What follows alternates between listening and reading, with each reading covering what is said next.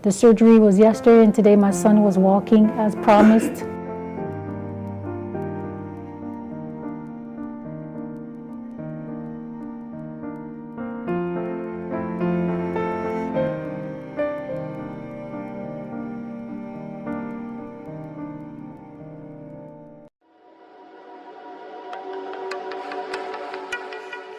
बच्चों में ACL tier का इलाज क्यों डिफरेंट होता है दोस्तों, आज हम इसी टॉपिक पे बात करेंगे। जिनकी उम्र 16 साल से कम है और अगर उनके अंदर ACL टीयर आ जाए, एंटीरियर क्रूशिएट लिगामेंट का टीयर आ जाए घुटने के अंदर, तो आखिर इलाज कैसे अलग हो जाता है एडल्ट पॉपुलेशन से।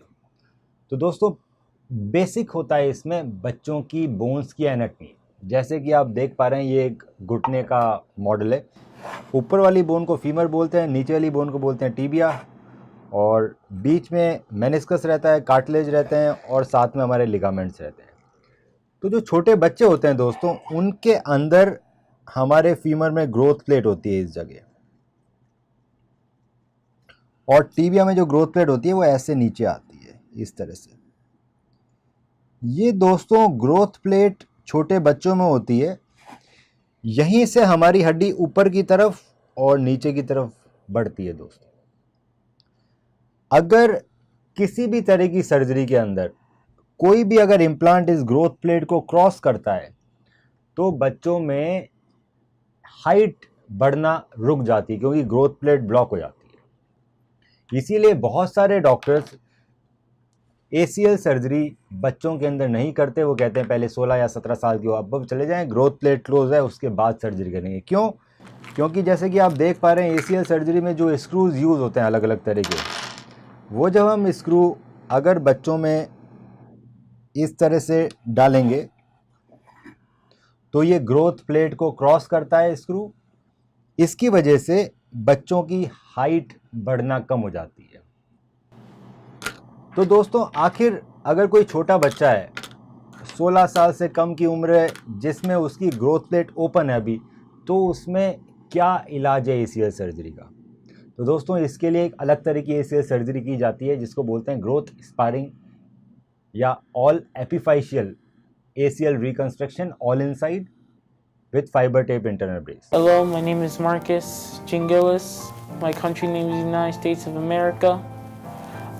I tore my ACL by playing a soccer match, and I heard 2 pops in the game.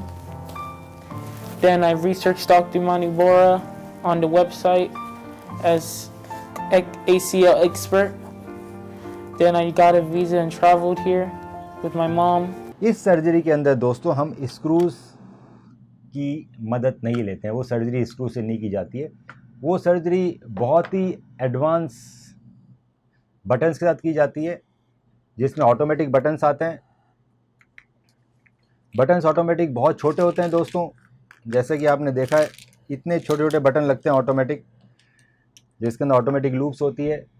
और ये बटन दोस्तों आपके ग्रोथ प्लेट के नीचे की तरफ फीमर में और टीबिया में ये ग्रोथ प्लेट के ऊपर की तरफ लगते हैं ताकि वो ग्रोथ प्लेट को क्रॉस नहीं करे। इस सर्जरी को करने के लिए अलग तरह के जिग्स जिससे हम छेद बनाते हैं वो यूज़ में लिए जाते हैं, जिसको बोलते हैं ऑल इनसाइड जिग। साथ में ही इस सर्जरी के लिए एक खास तरह का फ्लिप कटर यूज़ किया जाता है जिससे हम बोन में छेद करते हैं। इसको बोलते हैं दोस्तों फ्लिप कटर। इसमें इतना पतला छेद होता है बोन के कॉर्टेक्स में, अंदर जाके हम इसे खोल सकते हैं। तो जो बच्चों में जो सर्जरी की जाती है दोस्तों, वो इमेज इंटेंसिफायर मतलब एक्सरे मशीन, एक ऑटोमेटिक एक्सरे मशीन होती है जो कंटिन्यूस एक्सरे इमेज देती है ऑपरेशन थिएटर में, उसकी मदद से की जाती है ताकि हमें मालूम पड़ता है कि जो फ्लिप कटर है क्या ये ग्रोथ प्लेट क्रॉस कर रहा है या नहीं कर रहा है। तो जब हम फीमर में इसमें छेद बनाते हैं तो फ्लिप कटर इस तरह से जाता है ग्रोथ प्लेट से नीचे, और टीबिया के अंदर हम छेद बनाते हैं तो ग्रोथ प्लेट से नीचे इस तरह से जाता है फ्लिप कटर। यही एक तरीका है जिसकी वजह से हम बच्चों के अंदर सर्जरी कर पाते हैं। इसमें बहुत ही एक्सपर्ट एक्सपीरियंस की ज़रूरत पड़ती है दोस्तों। They take good care. From the next day of surgery, my son started walking, so I'm very happy about that. Artemis Hospital was very good to us. The hospitality was superb. Dr. Manu Bora came in today and definitely made sure that everything looked okay and introduced us to the physical therapist along with his coordinator and everyone else. And we want to thank everybody for just making us feel great at home, making the process go very smoothly. I'm definitely looking forward to Marcus's future, getting back on soccer, cutting, and being 100% as promised. Thank you again. Thanks to Dr. Mani Bora and Artemis Hospital, I'll be able in the near future to play soccer and very aggressive. Screw से कभी भी बच्चों में surgery नहीं करवानी चाहिए, क्योंकि उससे उनकी एपिफाइशियल प्लेट है वो ब्लॉक हो जाती है और उस पर्टिकुलर पैर की हाइट बढ़ने के चांसेस कम हो जाते हैं। वो पैर छोटा रहता है जैसे जैसे बच्चा बड़ा रहेगा।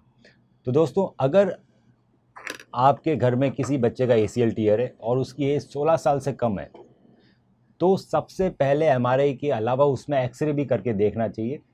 एक्सरे और MRI से हमें मालूम पड़ता है कि क्या एपिफाइशियल ग्रोथ प्लेट क्लोज हुई है या नहीं हुई है। अगर नहीं हुई है तो सिर्फ उसमें एक ही तरह की सर्जरी हो सकती है दोस्तों, जिसको बोलते हैं all epiphyseal all inside ACL reconstruction with fibre tape internal brace. दोस्तों, अगर आपको इसमें कोई भी डाउट होता है या कोई भी अलग तरह का सवाल आपके मन में आता है, तो आप अपने बच्चे की MRI हमें भेज सकते हैं। आप अपने बच्चे का एक्सरे भी हमें भेजिए और उन दोनों को स्टडी करके मैं बताऊंगा कि सबसे बेस्ट इलाज कौन सा रहेगा आपके लिए, ताकि आपके बच्चे का ACL भी ठीक हो जाए और उसके पैर की हाइट भी बढ़ना ना रुके।